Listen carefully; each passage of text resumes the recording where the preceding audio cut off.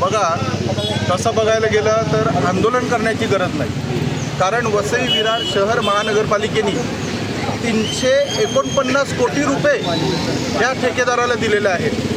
मग 349 कोटी रुपये म्हणजे काय असतात? ठेकेदाराचं नाव काय? ठेकेदार मलाही लक्षात येत नाही, खलाल म्हणून काहीतरी नाव आहे, ते मी पत्रात लिहिलेलं आहे।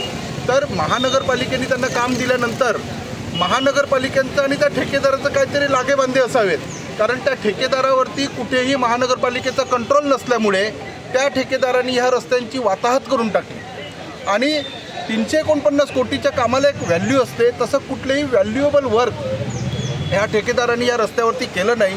अगदी दिवसाचे मजूर घेऊन ते काम करत होते, इकडची माती तिकडे, तिकडची माती तिकडे, आणि कुठेही त्यांच्याकडे सेफ्टी संदर्भात यंत्रणा नव्हती, त्यांच्याकडे कुठे टॅलेंटेड स्किल्ड वर्कर नव्हते, आणि त्या सगळ्या गोष्टीवरती देखरेख करायला महानगरपालिकेचं कुणीच नसायचं। या सगळ्या गोष्टीचं मी व्हिडिओ शूटिंग केलेलं आहे, त्यामुळे कुणी कितीही सांगितलं तरी मी मान्य करणार नाही। इथे आलेले आता सुरेंद्र ठाकरे टाईम बिंग आलेले तेही या भ्रष्टाचारामध्ये गुंतलेले आहेत, मी डायरेक्ट जाहीर करतोय।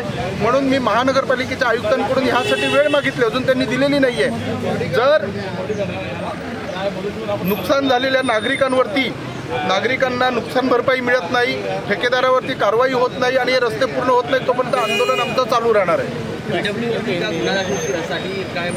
बघा, हा वसई निर्मळ आगाशी रस्ता हा सार्वजनिक बांधकाम खात्याच्या अखत्यारीत येतो।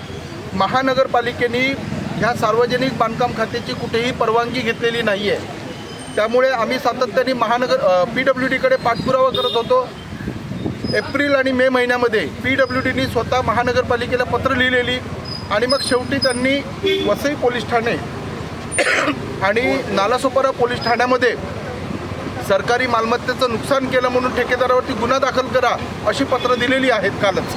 यावर्षी पाईप टाकण्यासाठीच्या हिशोबाने हा खड्डे झालेले आहे, पण दरवर्षी खड्डे होते, तो कसा?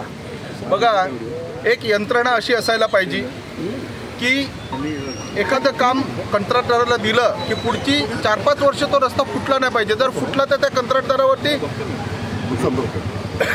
कारवाई झाली पाहिजे, परंतु ह्या प्रशासनावरती वसईतल्या सत्ताधाऱ्यांचं कुठेही अंकुश नसल्यामुळे हे असे प्रकार घडत आहेत।